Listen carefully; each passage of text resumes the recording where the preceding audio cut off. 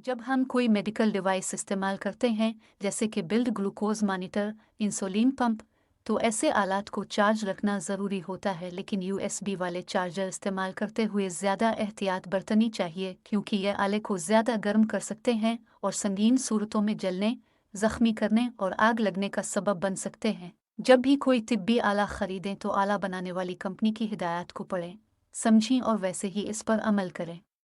मज़ीद बड़ा आले के साथ आने वाले चार्जिंग लवाजमात को ही इस्तेमाल करें।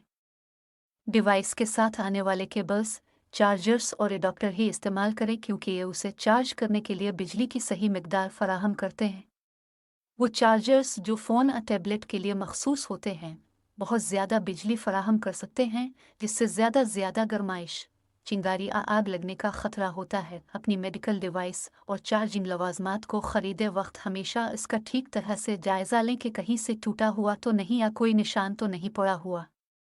अगर आपको कोई नुकसान नज़र आता है तो एक्सचेंज के लिए कंपनी से राब्ता करें। जब आप जाग रहे हों तो इसी वक्त अपने आले को चार्ज करें, ना कि सोने से पहले चार्ज पर लगाकर छोड़ दें। और चार्जिंग के वक्त इसे वहां रखें जहां आप उसे आसानी से देख सकें। इसे चार्जिंग के वक्त किसी नर्म सतह पर भी ना रखें, जैसे बिस्तर, सोफे या कपड़े वगैरह पर। ऐसी सतह पर आला ज़्यादा गर्म होता है।